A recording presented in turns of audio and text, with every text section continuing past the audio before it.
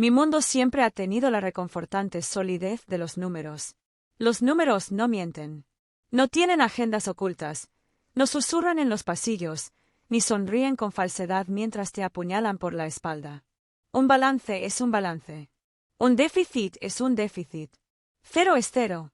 En la pureza matemática de mi trabajo como auditora interna senior en soluciones globales logísticas, encontraba un santuario. Mi cubículo, el 2B, no era un simple espacio físico, era una fortaleza construida con hojas de cálculo, informes de cumplimiento y la lógica inmutable de la contabilidad. Las paredes grises estaban desnudas, excepto por un calendario y un organigrama. Mi escritorio era un modelo de eficiencia, monitor centrado, teclado alineado, documentos en bandejas etiquetadas. Era un reflejo de mi mente, ordenado, predecible y a prueba de sorpresas. Me llamo Clara Rivas. Tengo 36 años y, hasta hace 6 meses, mi vida profesional era un modelo de previsibilidad. Mi padre, un hombre encantador con la cabeza en las nubes y los pies en el aire, había sido un torbellino de ideas brillantes y deudas catastróficas. Recuerdo una noche, yo tenía 12 años, y él nos reunió en la sala con los ojos brillantes de emoción. Había invertido todos nuestros ahorros en una importación de auténticas alfombras persas que resultaron ser imitaciones baratas de poliéster. La expresión en el rostro de mi madre esa noche, una mezcla de amor resignado y pánico puro, se grabó a fuego en mi memoria. Yo juré ser su antítesis.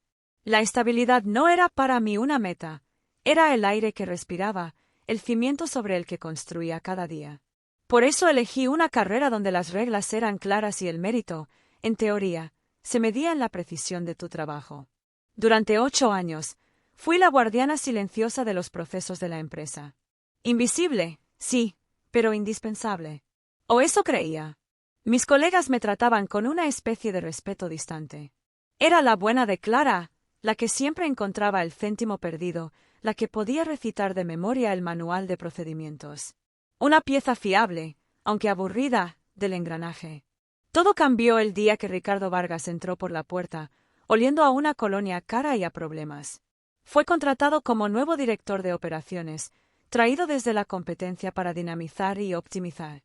Ricardo era todo lo que yo no era, ruidoso, carismático, un vendedor de humo profesional que hablaba en un torrente de anglicismos y jerga corporativa. Vestía trajes caros que parecían incómodos y su risa, un estruendo forzado, resonaba en los pasillos, pero nunca llegaba a sus ojos fríos y calculadores. Desde el principio, me miró no como a una colega, sino como a un mueble antiguo. Útil, quizás, pero anticuado y en medio del camino. En nuestra primera reunión, apenas me dirigió la palabra. Hojeó mi informe trimestral, un trabajo de semanas, en menos de 1 minuto. Bien, bien, dijo, tamborileando los dedos sobre la mesa. Mucha letra pequeña, clarita. A mí tráeme titulares. Yo era la de los números, la señorita de los informes, un cuello de botella burocrático para sus planes de crecimiento agresivo. Su séquito no tardó en llegar, como los rémoras que siguen al tiburón. Un grupo de hombres jóvenes, con su misma arrogancia, peinados idénticos y trajes demasiado ajustados. Estaba Marcos, su segundo al mando, cuya única función parecía ser reírse de los chistes de Ricardo, y Javier, el experto en logística, un veinteañero que no sabía diferenciar un albarán de una factura. Ocuparon los puestos clave de su departamento y transformaron la planta en su club privado. Las reuniones se convirtieron en un festival de palmadas en la espalda y chistes internos que dejaban fuera a cualquiera que no perteneciera a su círculo. Mi presencia en esas reuniones era una formalidad incómoda. Presentaba mis hallazgos, pequeñas ineficiencias, desviaciones menores del presupuesto, riesgos de cumplimiento, y Ricardo me escuchaba con una paciencia condescendiente, asintiendo lentamente antes de decir algo como, «Gracias, Clarita». Muy exhaustivo. Aprecio tu diligencia. Ahora, hablemos de lo que realmente importa, los resultados. Y con una sonrisa que no tocaba sus ojos, desestimaba mis advertencias como si fueran las divagaciones de una tía solterona. La primera señal de que la guerra había sido declarada de forma unilateral fue sutil, pero clara. Había pasado 1 mes investigando los sobrecostos en la contratación de nuevos proveedores de transporte, un área bajo su control directo. Descubrí una red de subcontratas innecesarias que inflaban los precios un 20%. Era un hallazgo significativo. El informe, de 15 páginas con anexos detallados, debía presentarse en la reunión del comité ejecutivo. Pero mi punto en la agenda desapareció. Cuando pregunté, Ricardo me acorraló cerca de la máquina de café. «Ah, sí. Tu informe», dijo, acercándose demasiado y bajando la voz.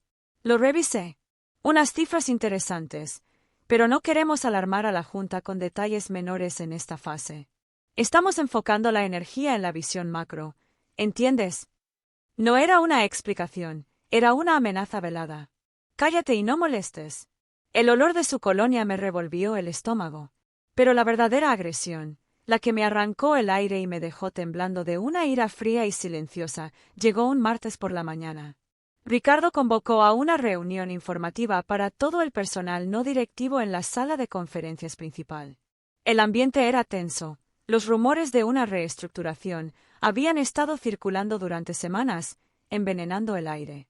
Se paró frente a nosotros, con su postura de tiburón y una presentación de PowerPoint llena de gráficos coloridos y palabras vacías como sinergia, disrupción y paradigma. Habló durante 20 minutos sobre la necesidad de ser más ágiles y competitivos. Y entonces, soltó la bomba, envuelta en el papel de seda de la inevitabilidad corporativa. Como parte de esta optimización de recursos, dijo, sin que su sonrisa vacilara un milímetro, hemos realizado un ajuste salarial basado en los estándares actuales del mercado para ciertos roles administrativos y de soporte. Adicionalmente, nuestra política de vacaciones acumuladas será actualizada para alinearse con las mejores prácticas de la industria, efectiva de inmediato. Un murmullo recorrió la sala. La gente se miraba, confundida, asustada. Un correo electrónico con el asunto actualización de sus condiciones contractuales llegó simultáneamente a nuestras bandejas de entrada. Lo abrí con dedos helados. Mi nuevo salario era un 15% más bajo. Y mis 32 días de vacaciones acumuladas, guardados con celo durante años para un viaje soñado a Japón, un respiro de mi vida ordenada para ver los cerezos en flor, se habían reducido a los 10 días reglamentarios del nuevo año fiscal. El resto, 22 días de mi tiempo, de mi vida, simplemente se había extinguido bajo la nueva política. Sentí como la sangre se me retiraba del rostro. Un frío glacial me recorrió la espalda.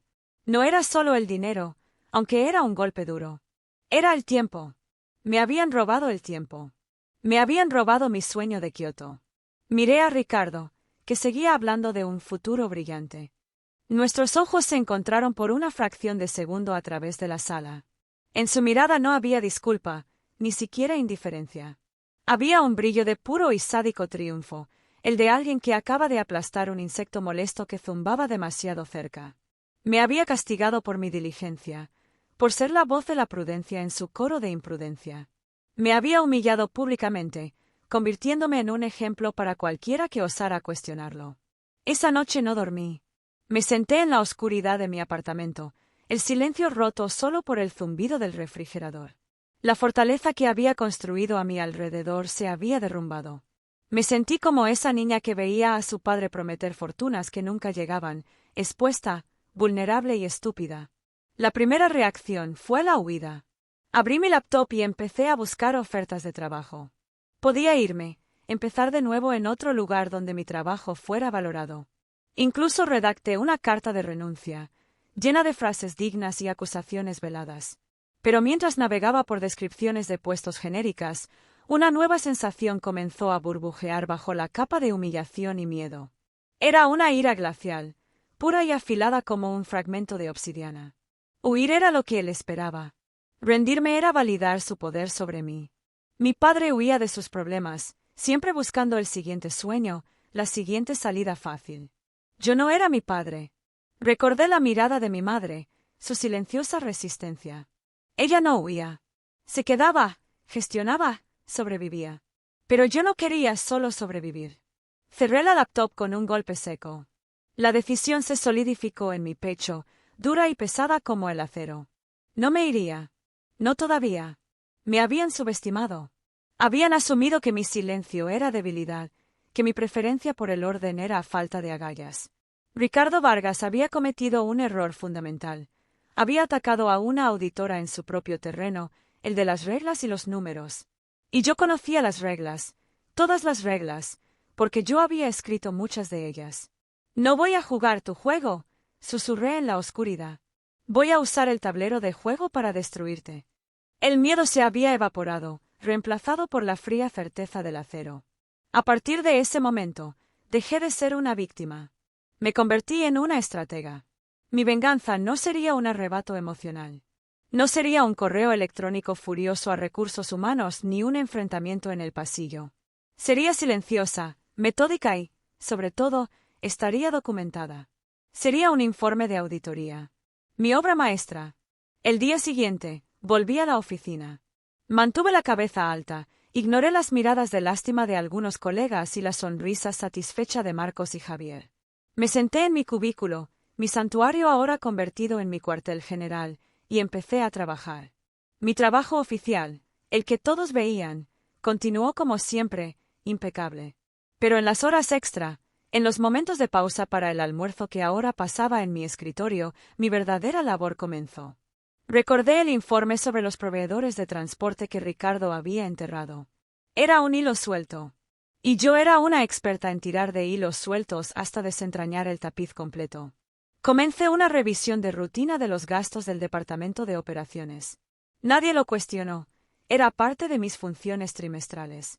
Pero esta vez, mi escrutinio fue microscópico. Solicité acceso a todos los contratos firmados en los últimos 6 meses. Analicé cada factura, cada orden de compra, cada informe de gastos. Al principio, todo parecía en orden. Los números cuadraban. Pero la experiencia me había enseñado que el fraude más inteligente no está en los números que no cuadran, sino en la historia que cuentan los números que sí lo hacen. La primera anomalía fue una empresa llamada Servicios Logísticos Innovadores S.A. Había sido contratada hacía 5 meses como consultora para optimizar rutas de distribución. Sus facturas eran mensuales, siempre por la misma cantidad, $20,000. Una cifra lo suficientemente alta para ser significativa, pero lo suficientemente baja para no disparar las alarmas automáticas del sistema de control de gastos, cuyo umbral, que yo misma había recomendado subir hacía un año, estaba en 25,000. Las facturas eran impecables, pero genéricas. Servicios de consultoría estratégica, decían. Sin desgloses, sin informes de horas, sin entregables adjuntos. Busqué a Servicios Logísticos Innovadores S.A. en el registro mercantil. La empresa había sido creada hacía 7 meses, justo un mes antes de que Ricardo nos agraciara con su presencia. Su dirección fiscal era un apartado de correos en una oficina virtual. Los nombres de los directores no me sonaban de nada. Pero cuando busqué sus perfiles en redes sociales profesionales, encontré una conexión. El CEO, un tal Alejandro Fuster, era un antiguo colega de Ricardo de su anterior empresa, un hombre que aparecía en varias fotos de eventos sociales junto a él, sonriendo y brindando. Era una bandera roja ondeando en un huracán. Seguí cavando, noche tras noche, alimentada por café y una determinación gélida. Descubrí 2 proveedores más con patrones similares. Empaques de vanguardia, que nos vendía cajas de cartón estándar a precio de material de titanio, estaba a nombre de la cuñada de Marcos. Soluciones digitales de flota, que nos cobraba una licencia mensual por un software de seguimiento que, tras un análisis más profundo, resultó ser una versión gratuita de código abierto con un logo diferente, era propiedad de un primo de Javier. Ricardo no solo era un matón, era un ladrón. Estaba creando una red de empresas fantasma y amigas para desviar fondos. Los resultados de los que tanto se jactaba no eran fruto de su genio operativo, sino de un presupuesto inflado artificialmente con sobrecostos que iban a parar a los bolsillos de sus amigos y probablemente al suyo propio. Estaba desangrando a la empresa en silencio, mientras recortaba el sueldo de empleados como yo para mantener la apariencia de ahorro. La ironía era tan amarga que casi me hizo reír. El hombre que me había robado mi viaje a Japón en nombre de la eficiencia estaba perpetrando un fraude sistemático. Durante 3 semanas, mi vida fue un doble acto. De día, era Clara Rivas, la auditora gris y eficiente. De noche, era una detective financiera, uniendo puntos, cruzando datos, construyendo un caso ladrillo a ladrillo. Cada factura, cada correo electrónico de aprobación, cada registro mercantil era una pieza más en mi mosaico. No sentía euforia, solo una concentración helada. Era la personificación de la justicia con una calculadora. Una noche, Javier pasó por mi cubículo a las 10. ¿Todavía aquí, Clarita? Hay que aprender a desconectar, dijo con condescendencia. Rápidamente minimicé la pantalla donde comparaba facturas. Solo terminando un par de cosas, respondí con calma, mientras mi corazón martilleaba. Mi momento clave, el jaque mate, llegó cuando accedí a los registros del servidor de correo, algo que mi nivel de acceso me permitía para fines de auditoría. Busqué las comunicaciones entre Ricardo y estos proveedores. Usaban un lenguaje codificado, hablando de proyectos especiales y comisiones de éxito. Pero en un correo de Alejandro Fuster, el de Servicios Logísticos Innovadores, cometió un error garrafal. Adjuntó por accidente el borrador de una factura en lugar de la versión final. Y en ese borrador, en una nota interna que olvidó borrar, había una línea de concepto que fue eliminada en la factura oficial. Adelanto por comisión de intermediación, RV, 25%. RV. Ricardo Vargas. Lo tenía. Era la prueba irrefutable, la pistola humeante. Sentí una descarga de adrenalina pura. Guardé una copia segura del correo y del archivo adjunto en una unidad encriptada. El castillo de naipes de Ricardo estaba completo. Ahora solo tenía que decidir cuándo y cómo soplar. El plan se formó en mi mente, no con la furia de la venganza, sino con la precisión de un movimiento de ajedrez. Yo era un peón que había cruzado todo el tablero y estaba a punto de convertirse en reina. La empresa tenía un protocolo muy estricto, redactado por mí misma hacía 3 años, para informes de potencial conducta financiera fraudulenta. Cualquier informe de esta naturaleza, si estaba debidamente fundamentado por un auditor senior, no se dirigía a la gerencia directa. Se elevaba automáticamente al comité de auditoría de la junta directiva y al director financiero, el CFO. Y, lo más importante, el protocolo dictaba que, para proteger los activos de la empresa mientras se realizaba una investigación preliminar, se podía solicitar una congelación preventiva de las cuentas operativas principales. Era una medida drástica, un botón nuclear diseñado para evitar que un sospechoso pudiera borrar rastros o mover fondos. Rara vez se usaba. De hecho, nunca se había usado. Ricardo, en su arrogancia, seguramente desconocía la existencia de este mecanismo. Él se veía a sí mismo como parte de la élite intocable, no como un empleado sujeto a las mismas reglas que los demás. Elegí mi momento con el cuidado de un francotirador. El final del trimestre. Específicamente, el jueves antes del último viernes del mes. Ese viernes era el día de pago de la nómina y la fecha límite para las transferencias más importantes a los proveedores internacionales. Una interrupción en ese preciso momento no sería un inconveniente, sería un cataclismo operativo. Pasé 2 días redactando el documento. No lo llamé denuncia ni acusación. Su título era deliberadamente burocrático y aséptico, Informe preliminar de hallazgos de auditoría sobre prácticas de adquisición en el Departamento de Operaciones. 30 páginas de pura lógica destructiva. No había una sola palabra emocional. Solo hechos, fechas, números de factura, extractos de correos electrónicos y referencias cruzadas a las políticas internas de la empresa que habían sido violadas. Cada afirmación estaba respaldada por un anexo, cada conclusión era irrefutable. Era la pieza de auditoría más perfecta que había creado jamás. El jueves por la tarde, a las 4:55, 5 minutos antes del cierre de la jornada, abrí un nuevo correo electrónico. Los destinatarios eran los 3 miembros del comité de auditoría y el CFO. En el cuerpo del correo, escribí una sola línea, adjunto para su revisión urgente el informe de referencia, de acuerdo con el protocolo 7.4b del Manual de Cumplimiento Corporativo. Y al final del informe, en la sección de recomendaciones inmediatas, escribí: en virtud de la gravedad de los hallazgos y el potencial riesgo financiero continuado, se recomienda la activación inmediata de la cláusula 11.2 del Protocolo de Seguridad Financiera, la suspensión temporal de todas las transacciones salientes de la cuenta operativa principal. Número 345-88-9012, por un periodo inicial de 72 horas hábiles, pendiente de una reunión de emergencia del comité. Mi dedo tembló sobre el ratón por un instante. Era el punto de no retorno. Luego, pensé en mi sueldo recortado, en mis vacaciones robadas, en la mirada triunfante de Ricardo. Con el corazón latiendo con un ritmo firme y poderoso, hice clic en enviar. El viernes por la mañana, llegué a la oficina a mi hora habitual. El aire ya estaba cargado de una electricidad extraña. La primera señal de que la bomba había estallado fue ver a la jefa de contabilidad, una mujer normalmente imperturbable, corriendo por el pasillo con el rostro pálido. A las 9, el jefe de tesorería casi derriba mi cubículo en su carrera hacia la oficina del CFO. A las 9:30, el caos era absoluto. Los teléfonos del departamento financiero no dejaban de sonar. Los pagos a proveedores habían sido rechazados. La transferencia para la nómina no se había procesado. La empresa, operativamente, estaba paralizada. Ricardo salió de su oficina como un toro furioso. Su rostro era una máscara de ira y confusión.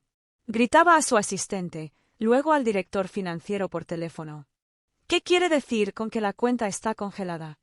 Es el día de pago. ¡Arréglalo ahora! Yo permanecí en mi cubículo, trabajando en un informe de gastos de viaje sin importancia. Levantaba la vista de vez en cuando, observando el pánico que yo había orquestado con la calma de un espectador en el teatro. No sentía placer sádico, sino una profunda y serena sensación de equilibrio. La balanza, por fin, se estaba nivelando. A las 11, el CFO y 2 personas que reconocí como miembros de la junta directiva, una mujer de cabello plateado y mirada de acero y un hombre con aspecto de abogado, entraron en la oficina. No saludaron a nadie. Caminaron con una determinación sombría directamente hacia la oficina de Ricardo. Cerraron la puerta de cristal. No necesitaba oír lo que decían. Podía verlo a través del cristal. La incredulidad inicial de Ricardo, su negación arrogante, su intento de culpar a un error del sistema. Luego, la mujer de cabello plateado deslizó una copia impresa de mi informe sobre la mesa. Vi cómo el rostro de Ricardo cambiaba, cómo el color desaparecía de su piel mientras hojeaba las páginas. Vi el momento exacto en que llegó a la página que contenía la captura de pantalla del correo con las iniciales RV. La negación se convirtió en pánico, el pánico en desesperación. Señalaba, gesticulaba, pero sus movimientos carecían de su fuerza habitual. Estaba atrapado. Los números lo habían acorralado. La reunión duró 1 hora. Cuando la puerta se abrió, Ricardo salió primero. Parecía un hombre que había envejecido 10 años. Su traje caro ahora colgaba de él como si fuera prestado. Evitó la mirada de todos y caminó hacia su oficina, seguido por un guardia de seguridad que había aparecido discretamente. La mujer de cabello plateado, que supe después era la presidenta del comité de auditoría, la señora Morales, se detuvo en medio de la oficina.